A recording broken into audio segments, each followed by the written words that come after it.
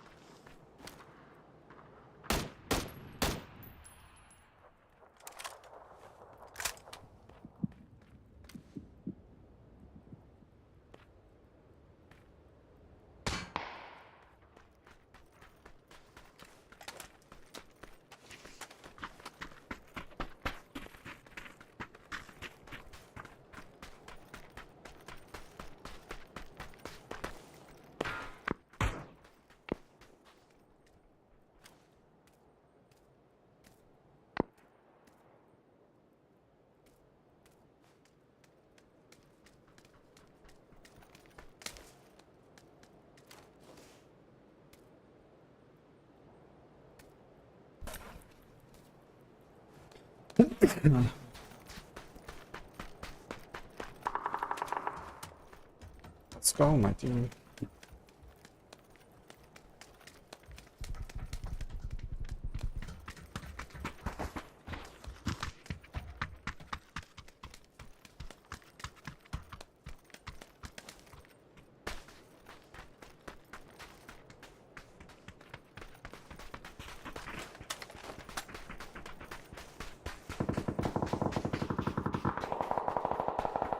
Where should I go?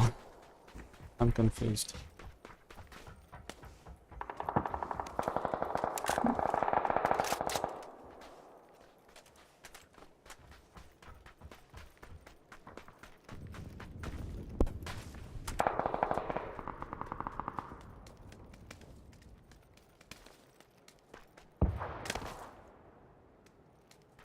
Let's go.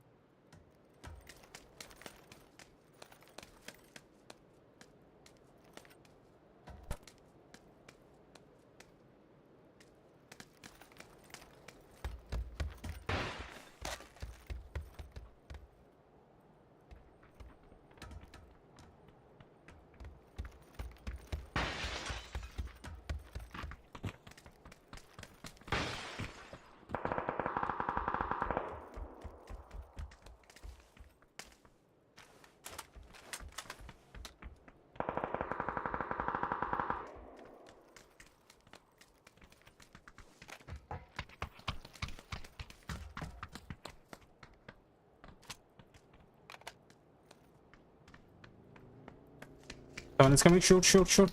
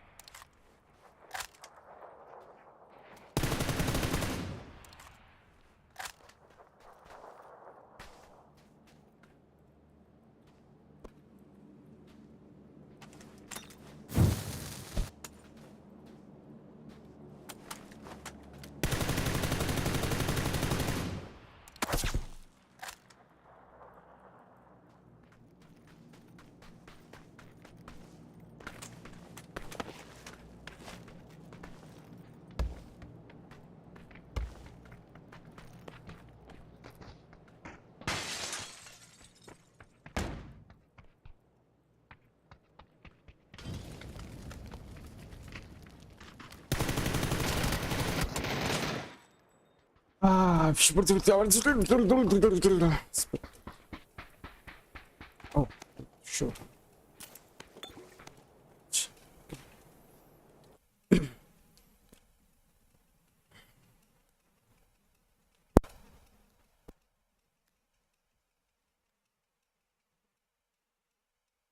Yeah, these guys are easy.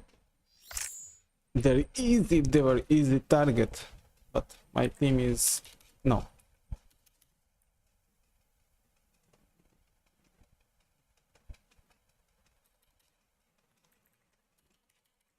Facebook. Okay.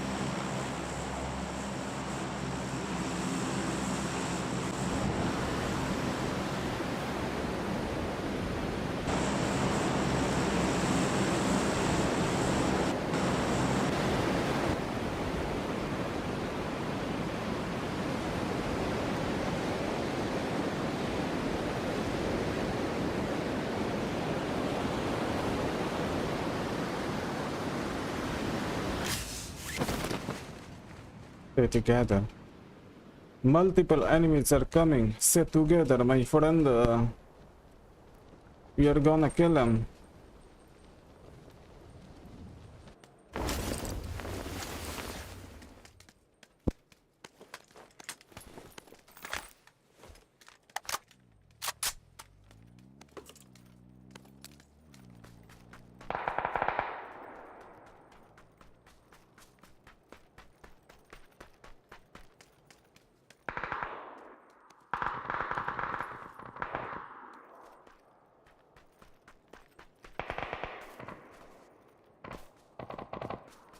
I'm going to get my friend. Probably I'm not gonna die.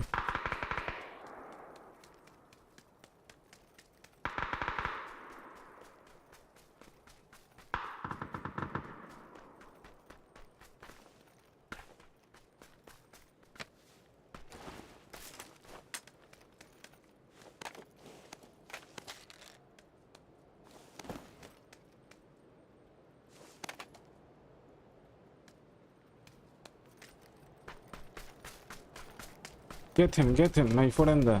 Go, go, go. 2号，你是被别人打倒的？自己打自己打。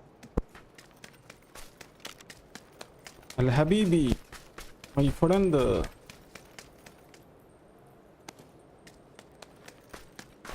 2号退都退了。哎呀，没看着，我还以为是，哎呀，这个逼。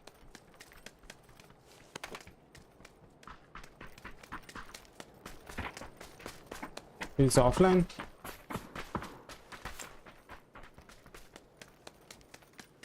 What is he, my friend? Why you didn't?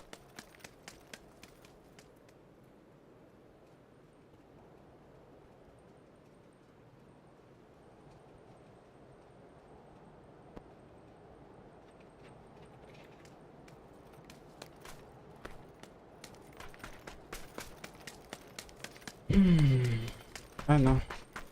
Offline, but did my job.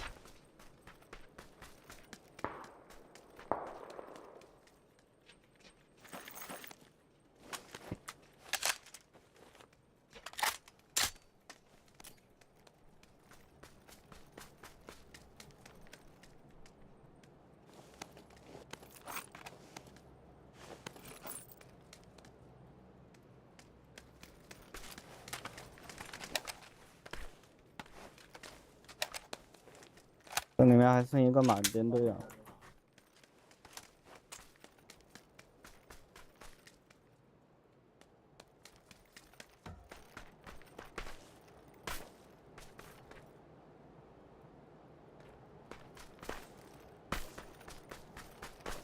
Go to number 4.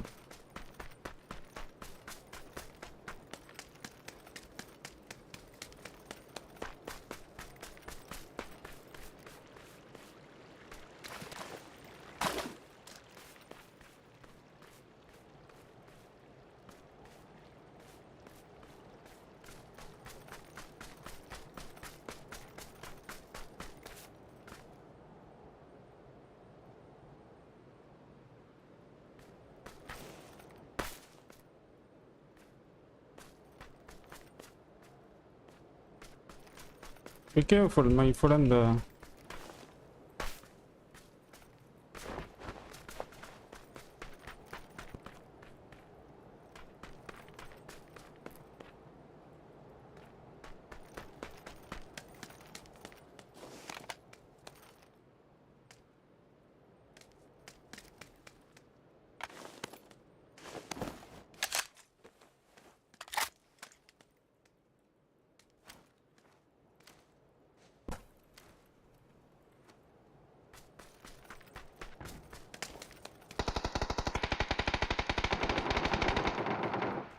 Why?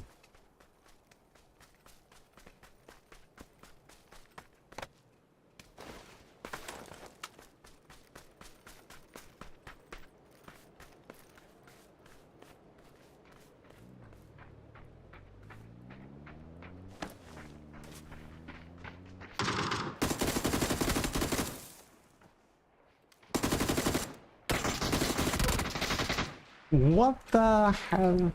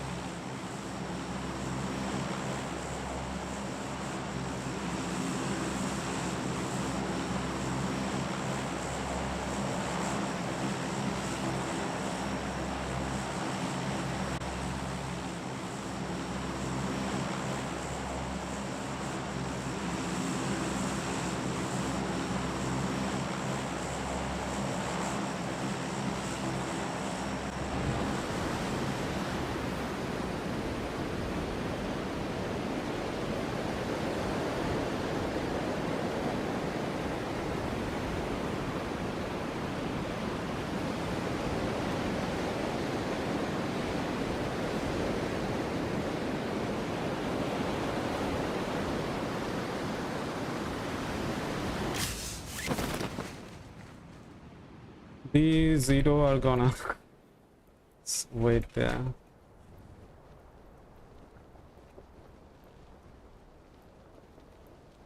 Hey, I'm going there.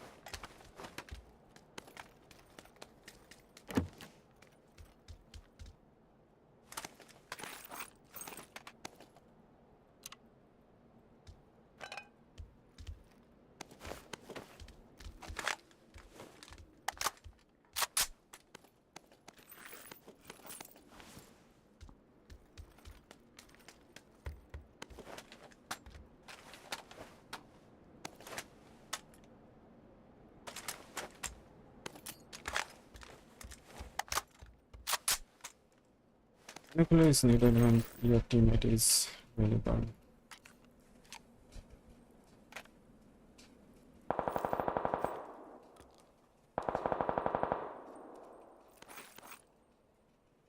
But in Miramar, binocular is not that useful, you know.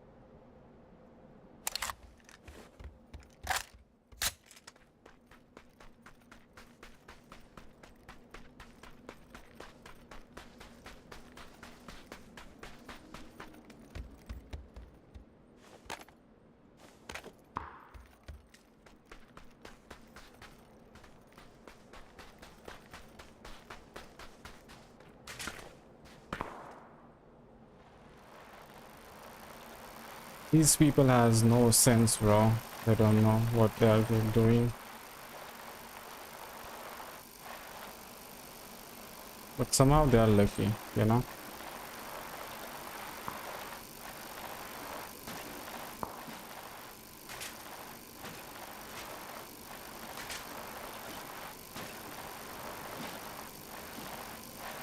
We'll see somehow those players who want to play as a team will get shot first.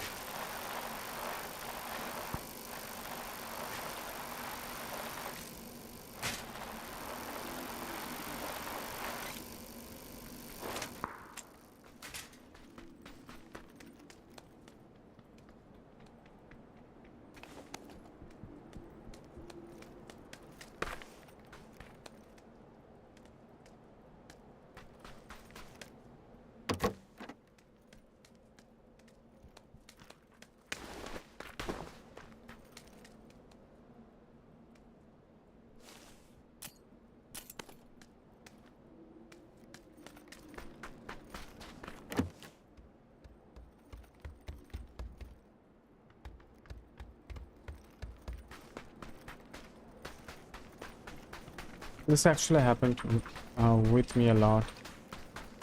It's-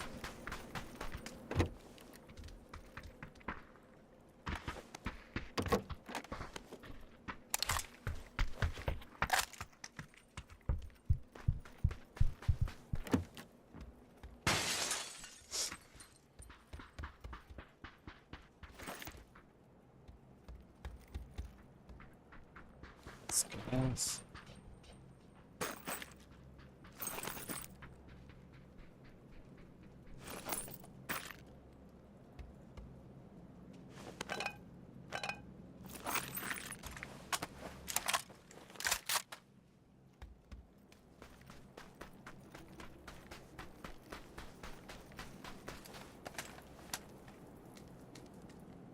Nice.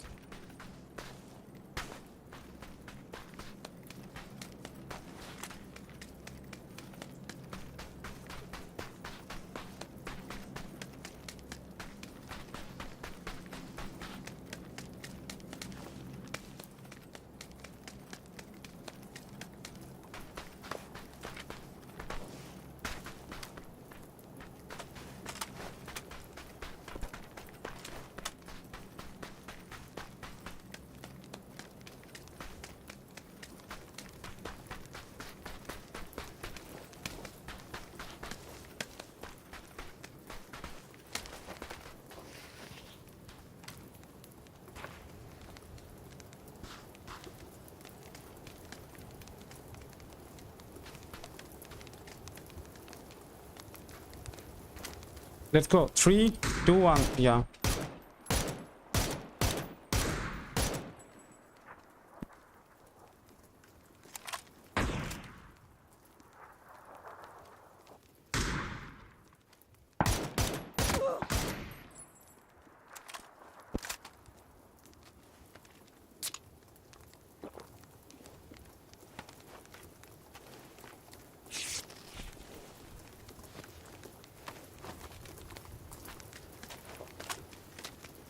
We got one.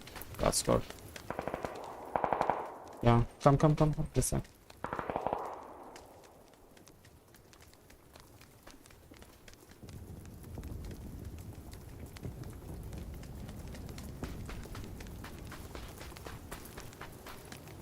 Car coming from behind.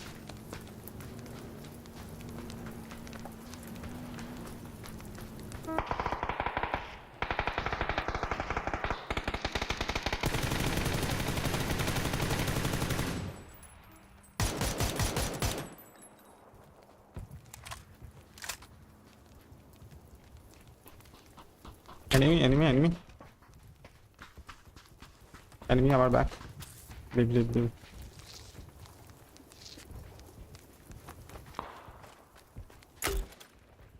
Come. Leave. We have to leave.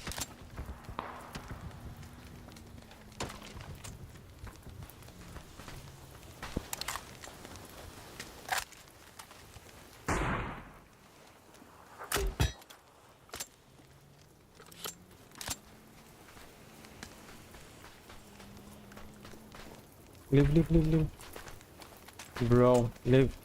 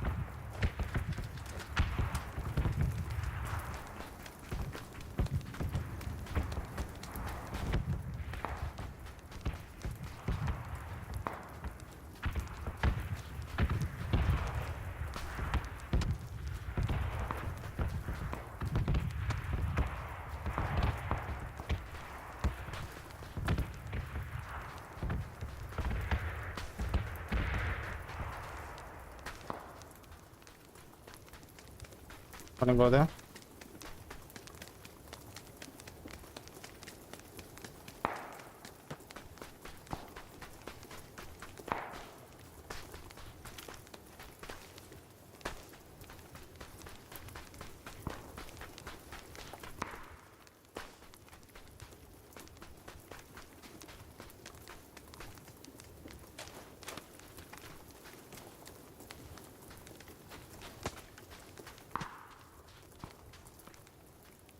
What?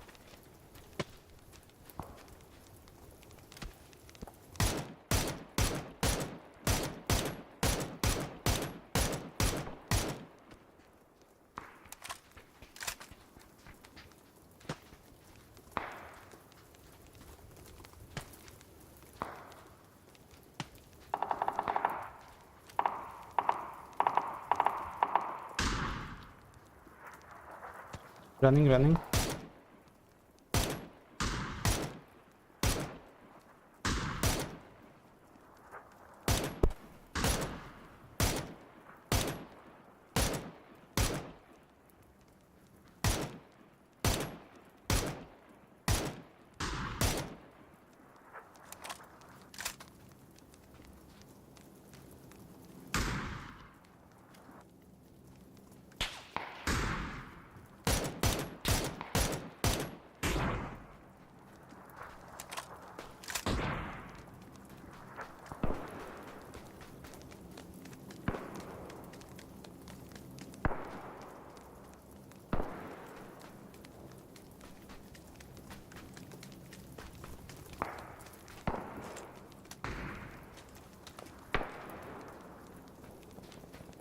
This place is, I think, much safer, you know.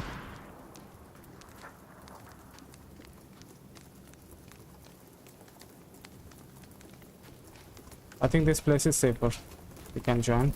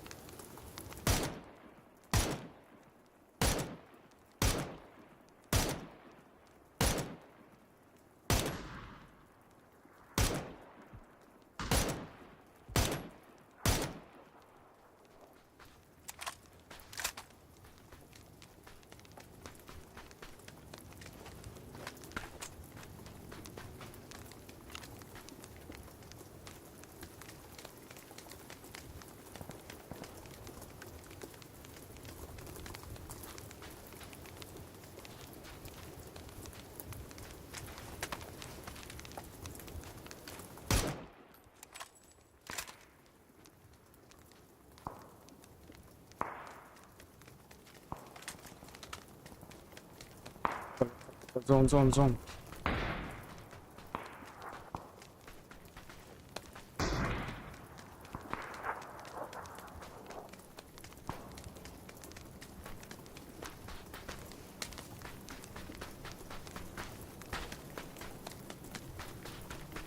Enemy.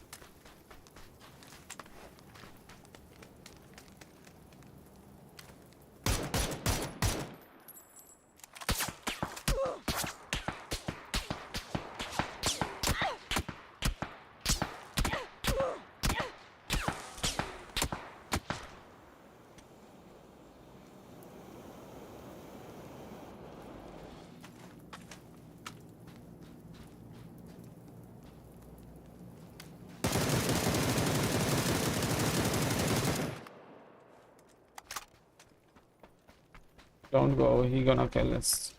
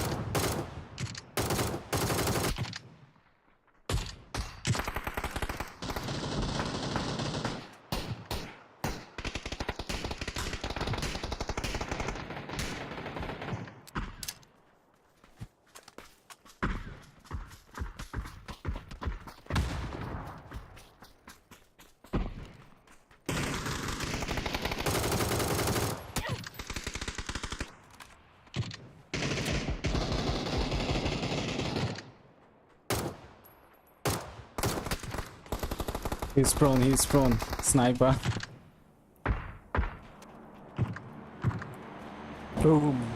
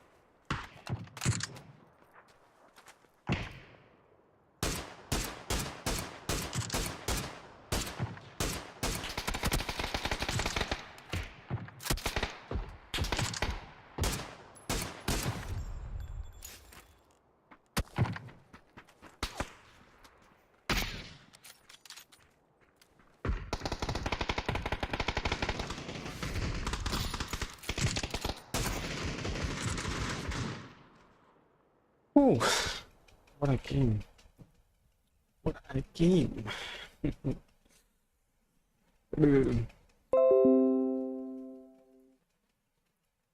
What a game, guys. What a game.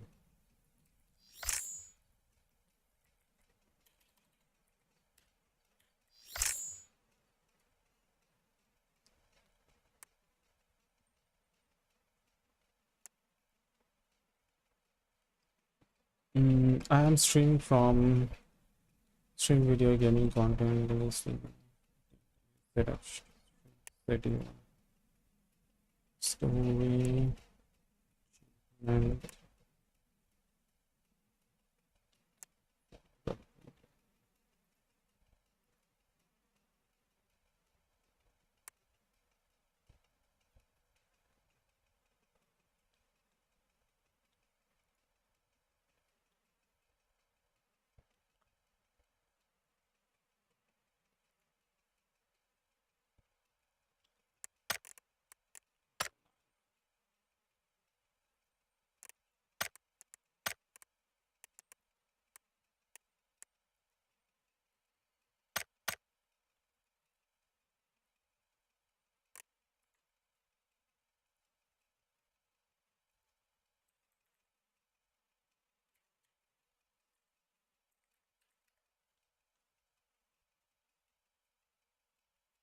ways for them to reach the top.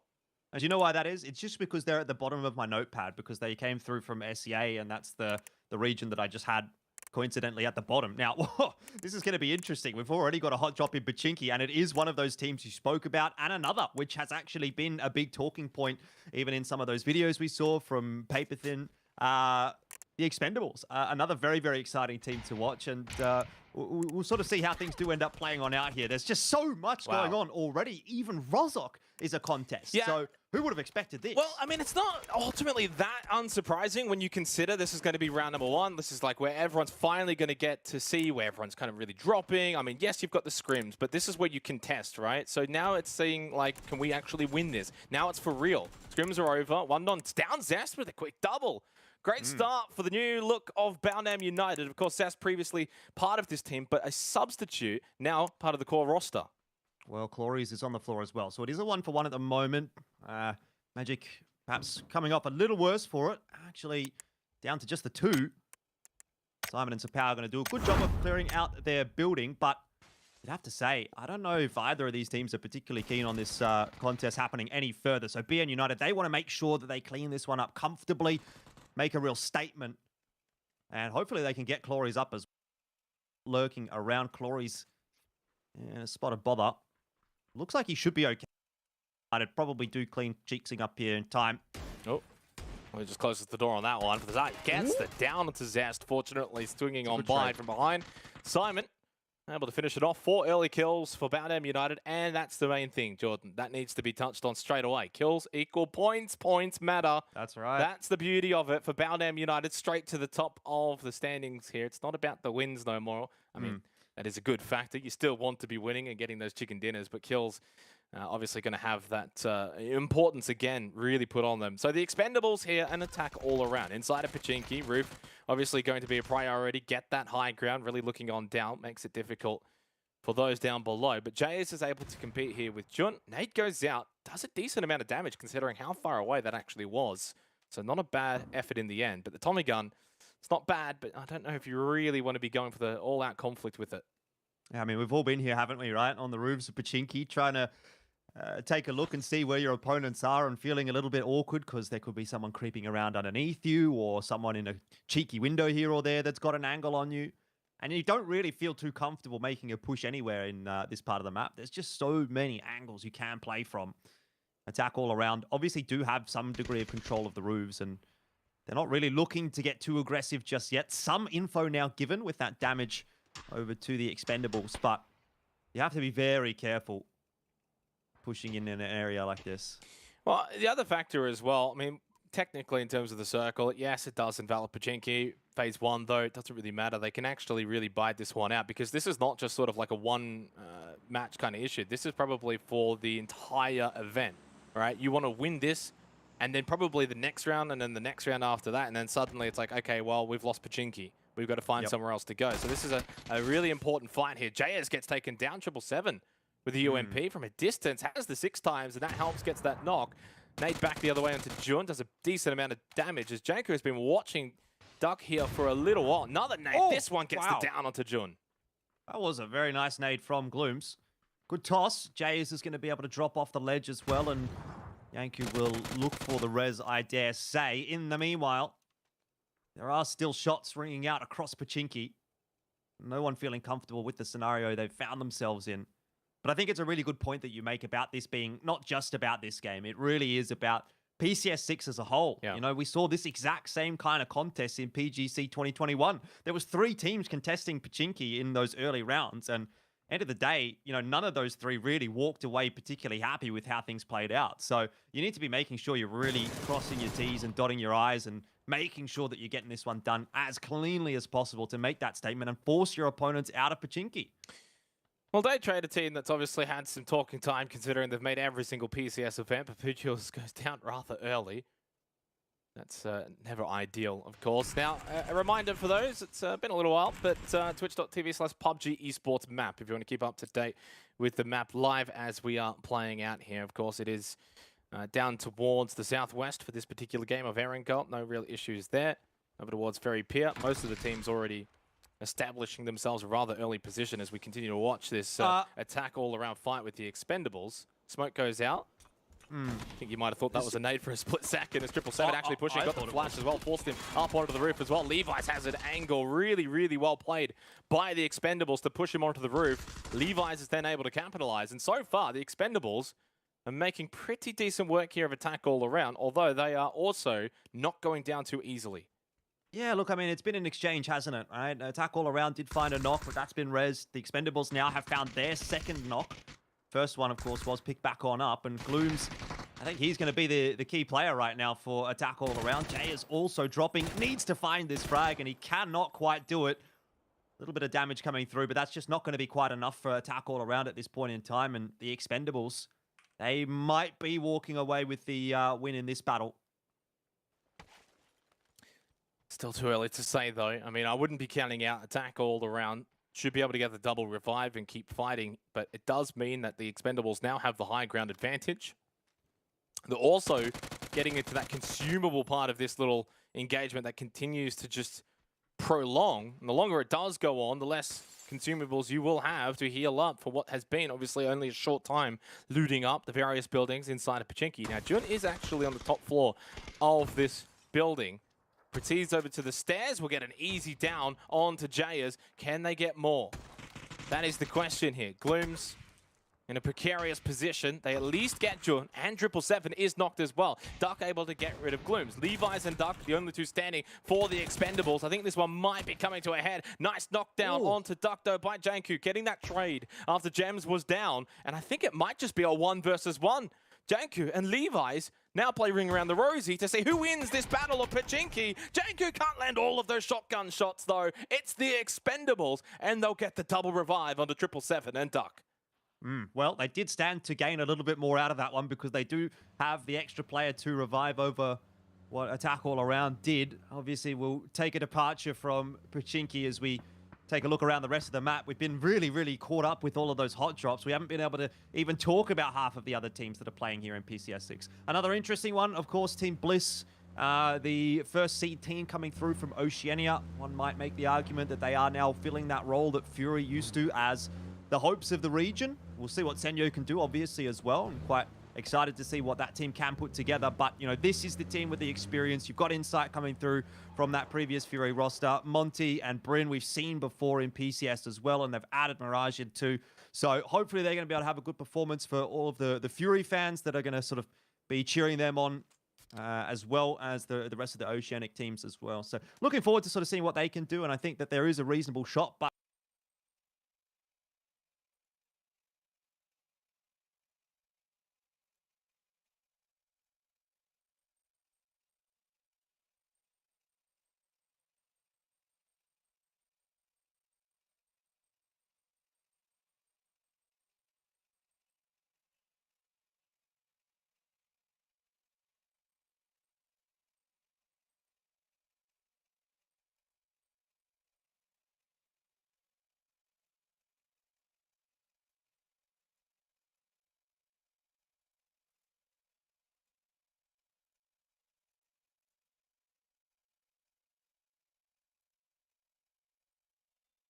get to this position.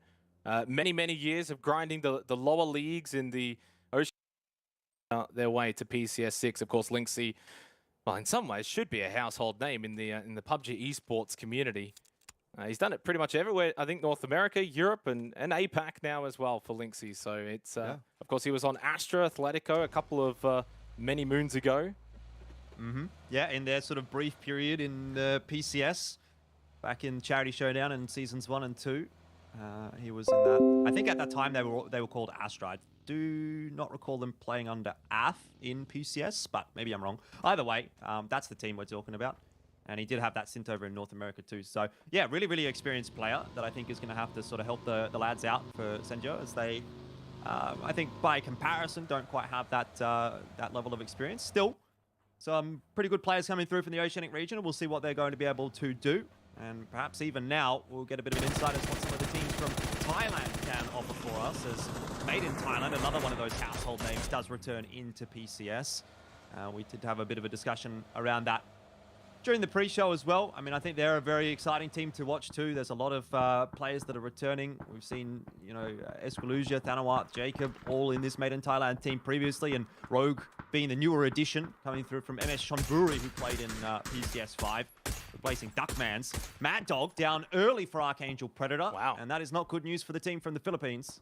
Yeah, certainly not. I'm not even going to begin to understand if that's Sully from Luxurious Esports, but a new team, nevertheless, making their way in terms of organization. First time in PCS APAC, but they are a team that you hope can do some good things because they've got some decent names. It might just be Sylphie, actually, having a look at your notepad. So I think it is indeed just Sylphie with a little 1. Smell, MBK, 74R1, of course, all names that have been here before, just under a new banner. Nade, just short of Algin bots. That was actually not that far away, and yet not really a whole lot of damage done. And it's Nam with the Molotov. On the other side for Archangel Predator onto Smelt. They confirmed that elimination. So that's at least 1 for 1 after losing Mad Dog pretty early on in this little engagement. But look at the minimap alone, Jordan, and the amount of teams already congested around this position. It's not really an area you want to be fighting in at the moment this early on. Phase 2 still with 1:25 left. Yeah, particularly not with the fact that there's still a few teams moving down from the north. You have BN United and the Expendables both coming down there as well. So there's going to be a lot of contests around this area of the map in a short space of time if they don't get a bit of a wriggle on. And I think Archangel Predator at least reasonably aware of that. They're trying to get themselves out of dodge, but I don't know, at this point, where are you going to end up heading? Because there's a lot of real estate that's already been taken. Most of the compounds around this area of the map have been occupied. Day Trade's in a good spot. Unicorn Phoenix in a pretty good spot. We'll have to wait and see where that next circle shift does end up going, whether it's going to favor any of those teams. But if it goes over the top of them, then, I mean, they're the ones to beat, probably already. Yep. Well, Archangel Predator, of course, down to 3. They make the rotation to the south side of Quarry. There is a team already here, Cerberus. Welcome back to PCS, a team that has been here many times over. I think the only event they did miss was PCS 4. That guy, well, has decent vision. As soon as he pops up, he has got them right in his sights. CJ did get the initial down onto Sololzi, so 1 for 1. But remembering, Archangel Predator had already lost 1, so it's now technically 2 standing for AAP against Cerberus, but they get a bit of help. Third party from Ranger X, able to get the down onto him and suddenly Cerberus meeting their demise. Thought they had the opportunity to maybe get the wipe onto Archangel Predator, pulling up unexpectedly, but it's gone the other way, and Cerberus are wiped out rather convincingly. One little third party shot really helping out, but the rest of it from CJ and Nan. Yeah, well, you can see that circle shift has come through as well. It's going to favor teams like Day Trade and Unicorn Phoenix, who've already locked themselves down in a couple of the compounds. Team Bliss did have a very interesting 2-2 split in Primorsk and Ferry Pier, but I dare say that'll be coming to a close pretty shortly as they'll look to consolidate their forces soon. Team Extraordinaire, another one of those teams that we haven't been able to discuss just yet, and I don't think we'll be able to, because we're going to jump over to Alter Ego, who are looking to lock down some of those rotates, firing a lot of shots off, but not too many connections against those teams that are going whizzing past. Made in Thailand, fulfilling much the same role over on the northeastern side of the map and trying to do a bit of a number to the Expendables, but ultimately not going to be able to land too much, and most of these rotates do go relatively according to plan. And so far, the way this entire first game has been playing out, as we say, 74-1 get knocked out of the car by Flash, is pretty much to script, I think, for the APAC region, especially for match number 1, where teams are obviously getting a bit of a feeler outside of scrims, fighting for, position, fighting for drop locations, and just generally a whole lot of fighting. The other part of it as well is taking into account the super rule set too, so kills matter again. So if you are in that fighting situation, it's better to probably actually commit rather than trying to run away. If you get a full squad wipe, you get 4 kills, maybe you lose 1 player. That's generally not that bad these days. Of course, under most chicken, that's not ideal because your chances of winning then is pretty much slim. Kid X gets an easy down onto Sapao though. Pulls up in front of his sight lines. He's now inside of the blue, so this is all just looking for that extra point. Again, these things add up, Jordan. If you can get 1 extra kill, that's 1 extra point. They do matter. We get the res here on the NBK. Doesn't really look like it's going to be a fun time, but they're going to give it a crack. Smokes are going to go down. There is a bit of a defilade to play with, keeping them reasonably safe at the moment from insight. So maybe they can get back up to the 3 here. Luxurious Esports. Another sort of interesting roster that has fairly recently been put together. I think they got comprised in February of this year, so a lot of very experienced players on that roster from the Vietnamese region. Ooh, Trick. Not bad, gets a double onto Sapao and Simon. Unfortunately for Baudam, they've just been caught out here by Trick inside of the blue. Kid X was trying to do something earlier in a similar fashion, and of course we saw him get at least 1 down. Glories, though, finished off by Algem Bots. Big point for Archangel Predator. So despite losing Mad Dog super early on in this game, Jordan, they've been able to go and get 5 kills. That's 5 points. Suddenly, they've also got a decent position towards the south side of Quarry. I'm expecting here for Phase 4. Of course, this is going to move away from the water, make its way up towards the more northern side of this particular circle. Does so. And Archangel Predator over towards the west. Not a bad spot, considering there's not that many teams that are really going to be engaging with them. Yeah, certainly not a super busy side of the map at the moment, is it? But it doesn't give you a lot of avenues to work in safely, especially when there's a team at your back that you're most likely going to have to deal with before you even look to play the rest of the game out. Alter Ego here at Quarry have a fair bit of cover to work with. And they're going to watch as 1 or 2 teams do try to go rotating past. But again, I mean, I guess at this point, for the vast majority of teams, it's about locking down positions rather than rotating in. The only one that really does have to move is Team Bliss, and that was Insight and Monty that was sort of out in Primrose. They didn't actually end up consolidating that 2-2 split earlier on, and now maybe they're going to be punished for it. Luxurious Esports is more or less completely cutting off their rotate. Monty's going to go forward and try to just lock down a position, and I guess now the rest of Team Bliss is going to have to rotate their way into basically where Monty is. I think they're going to have to try and breach Luxurious here and try to beat them to the punch and take this bowl that they've got. In a bad little spot, of course, along this beach line, you do have these dips. Nade's going to fall short, but not short enough. Sylphie getting the down onto Monty, and yeah, it's not looking good at all for Team Bliss. Luxurious Esports playing this well, ultimately. The team from Vietnam, that one is, of course, short, but Monty bleeding out anyway will go down. Of course, important to get that finalized kill. Insight does get Sylphie, but immediately traded by MBK. Nade goes in, does get the down. Not a bad one from Mirage. Of course, if they're kind of all just huddled together, Nades are going to do so much. And Mirage, with the vehicle blow-up helping out, Mirage and Team Bliss wipe out Luxurious Esports. How the tables have turned. Yeah, look, I think that's gone about as well as can be expected, to be honest, or hoped even. They lose the 1 player. Yes, it's unfortunate, but they do lock down another position deeper in the circle. Archangel Predator really stepping up now. And that is perhaps not looking so good, as Marathon 5 are down to just Ranger X, and he's not going to last too much longer after getting that knock onto Nan. Ooh. Archangel Predator up to 9 kills already. You mentioned they lost Mad Dog early on, but that really does not seem to have caused them any problems at all. No, hasn't hindered them at all, and so far really making use of the kill to points, right? They got 9 of them now, so they get the revive. They've still got 3 players. This is the kind of, format that is really going to make these kind of teams find success. Archangel Predator, a team that's more than happy to just run around, frag out, get good position. They're also keeping that position, so they're not even really running around. They've been in this South Quarry position for quite a while. Now pushing over to Alter Ego. As we're coming towards the end of Phase 4, Day Trade have not really had to move from the compound on the beach Up north, you've got quite a few teams as well, still in that position. Algebot from the roof with a bit of help. It's going to be 1, 2, 3, 4 taken down by CJ18. Nades go back the other way. At least it just be a bit of a deterrence there from Alter Ego to stop this push from AAP.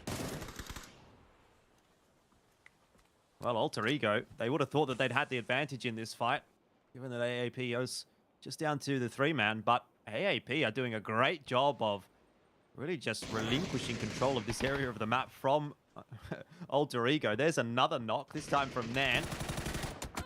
And it just looks like this map control, this position, these flanks coming through from Archangel Predator are going to be a little bit too much to deal with for Alter Ego. Sure, they have smokes down for the moment, but Archangel Predator are really not missing a beat. They are just farming teams at the moment.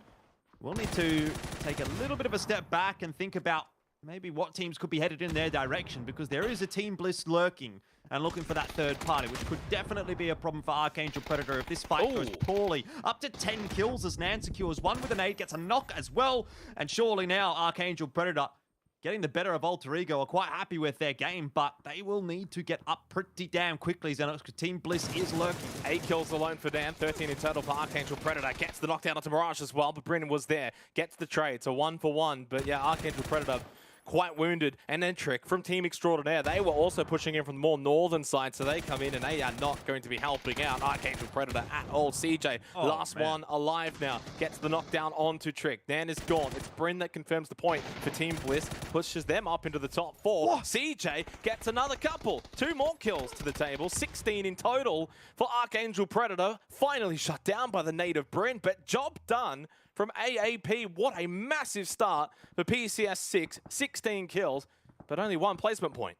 Yeah, look, the only thing I'm mad about with that from Archangel Predator is I picked Mad Dog in my team. So, unfortunately, I'm not getting too many fantasy points out of that 17 kills.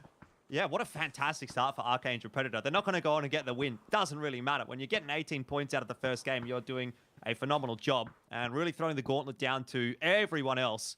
Team Bliss, they're up to 7 points, but I don't know that they're going to be getting too many more than that. Bryn is obviously going to have to try and do it alone. Well, this is the thing though, right? Because Bryn can now play the old rank tank, the old snake in the grass. You go from 6 teams alive down to maybe 2 or 3, and suddenly you get a decent amount of placement points. So it's not a factor of we're sitting here saying, oh, Bryn, you know, he's not going to be able to win the game. Well, who cares about that? He could still get them up a couple of places by just staying alive, staying out of the way from everyone else. As a solo right now, it's actually not that bad. There's a whole lot of teams that are all, I mean, pretty much every other team is almost a full squad. In Thailand, Day Trade, etc., all have full players. So they're more concerned about still that positioning, the late game battles, and it's still only phase 5. I mean, we're only 22.5 minutes into this match. There's a bit of time here. Bryn's got some time to maneuver his way through the woods, find some positioning. Doesn't get a helping hand, though, with that circle, but we'll see how it does play out. The team that does get a helping hand, though, Jordan, Unicorn Phoenix, of course, they were the standout team in PCS 5 APAC. We'll see if they can repeat here for PCS 6. So far, quiet, a team that does like to frag out, but they've got position here for match number 1.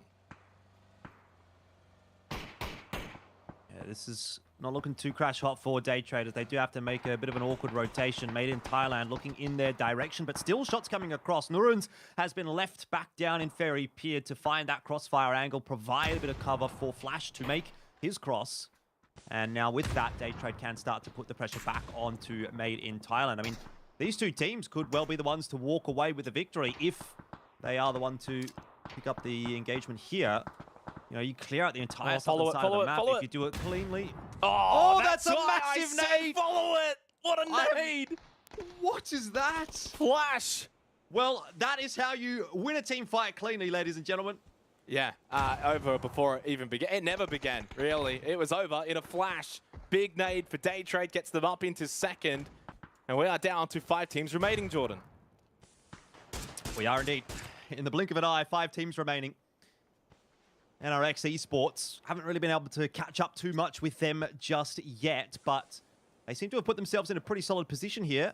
Nam Xiao is down on the ground. They're trying to deal with Senyo, who, again, hasn't had that much camera time so far, but 4 players alive trying to work their way in.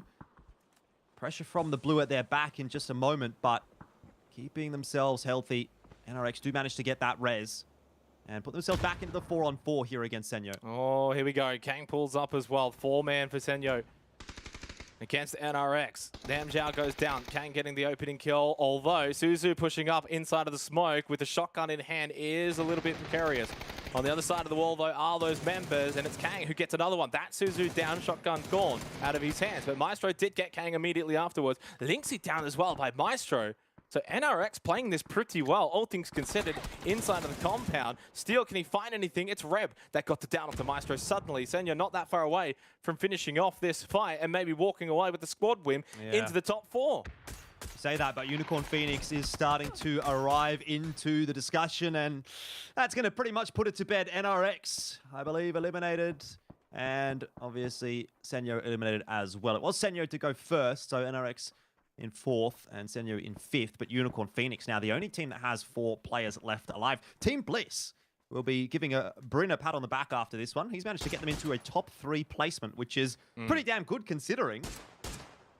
Yeah, and that's basically what I said before, Jordan, right? You know, there were 6 teams alive when we saw the finish of that big battle out towards the west. So you think, okay, well, that's not ideal in terms of placement points, but such is the nature of the Super Point rule set now. We are able to have teams and players rank tanking again and snaking again and trying to get into top 3, top 4 situations. So big result for Bryn, big result for Team Bliss. They'll be happy with the start here for match number 1. And that's the biggest thing. As we kind of said in the pre-show discussion, starting well is so important when, you know, you've got 3 days in a row that are back-to-back, 5 games each day. It's over before you even know it.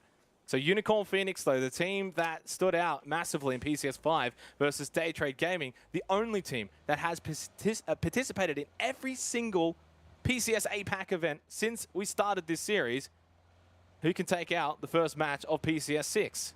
Well, I think we already know the answer to that, and it's actually Archangel Predator, right? I don't think anyone's going to actually get any more points than them.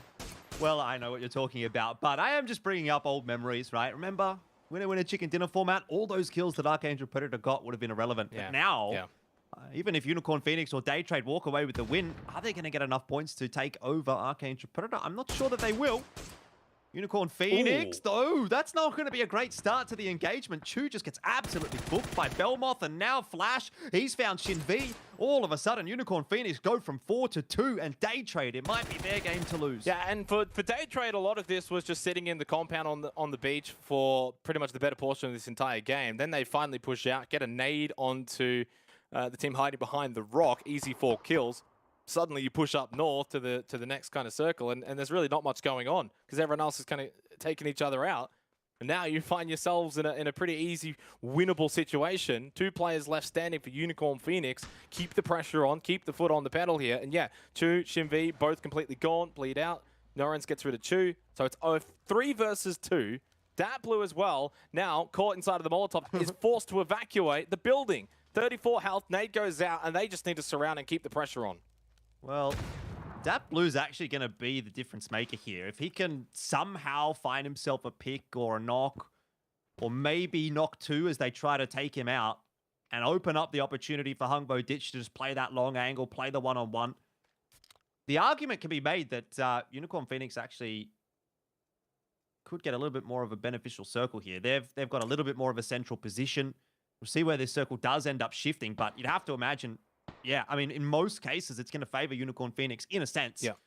So Day Trade actually have a bit of work to do. They need to dig out Dat Blue, and they need to do it without getting knocked by Hungbo Ditch. It's not going to be as easy as it looks. Sure. Because this angle is a pretty dirty one. 10 points for the win here, 6 points for second. So, I mean, winner does go above Archangel Predator from one of these 2 teams. It's so important for Dat Blue to get a double here, more than just even one. Norens has got that knock, though, immediately. And yeah, the flash was, of course, in effect. So now only Hungbo Ditch remains for Unicorn Phoenix. Not a bad game, though, from them. Of course, Jordan, they'll get 6 points here for this second place finish. So it'll put them on 15 points. They'll be happily sitting in 3rd place at the conclusion of match 1. For Day Trade, though, I mean, perfect start, right? Like, they didn't really have to do a whole lot in the middle portion of the game. They had that really nice nade from Flash as they get the final kill in the 3v1. It's Day Trade Gaming that take match 1 of PCS 6 APAC. They go to the top of the standings after 1 game, but of course, we got 29 more, so we don't get too excited just yet, as you can see in the player cams. Yeah, well, it's fitting, really, isn't it, that the team that's been around since Charity Showdown is the first team to pick up a win here in PCS 6. It's a bit of a throwback. Overall, a fairly good game from Day Trade. I think obviously they deserve their praise, and so too do a couple of the other teams. But for me, the big winner out of that one, Archangel Predator, they just absolutely looked far and away the best team in the lobby. They were fragging so hard, and every time you see a team doing that, you think, well, what a threat that's going to be for everyone else. I honestly, just sitting back, I think that was just such a treat. Such a wonderful game of PUBG to watch and almost just spectate. And from start to finish, you know, you had 2 hot drops on 2 major cities. From there, of course, most of the teams were still contesting along the way for positioning inside of the next circle. It had all of the aspects of basically game 1, match 1 of day 1, and the chaos that ensues from that, and then you sprinkle a little bit of APAC magic on top, and you kind of get that sort of game. But also some big plays, the nade from Flash, of course, getting the 4K nade, always important. A couple of really good flanks and a couple of good rotates. We saw Bryn with the solo rank play towards the end, and just some really good team fights that weren't over immediately. A lot of them extending because teams and players just positioning well. And honestly, I think this just further puts into question as to who's really going to be the team to lead this region. It's still too early to call. It's only 1 game, but there are a couple of good signs there. Day Trade, of course, a team that's been here so many times over. Unicorn from PCS 5. So you've got some familiar names already starting strong. Well, maybe, yeah, maybe you're right. Maybe it is going to be the season of Day Trade, I guess. They have been sort of... Oh, too early for that one, Jordan. Too early for that one, mate. You know, well, actually, the way I was going to go with this was to say, like, let's not get too far ahead of ourselves, because it is, yeah, it's one good win from Day Trade, but they have definitely shown their inconsistencies when it's come to the APAC region. Obviously, they've domestically been very dominant, and they have been able to make it to every single APAC event, but you know, some of the results have been a little bit lackluster, right? They had a 14th in PCS 3, a 12th in PCS 5, so these are numbers that you'd want to be seeing improved, and they're obviously well on their way to doing that with a good game win there, but they need to be able to get that kind of result consistently over the next 6 days of competition. You know, lots of other things that you can sort of talk to about in that first game as well. The hot drops in particular for me are going to be a big one. You know, we're only a couple of minutes away from our next game starting, so I guess we should definitely touch on that. Rozok, a big one. And Pachinki, another big one. So there's a lot of things there to really think about.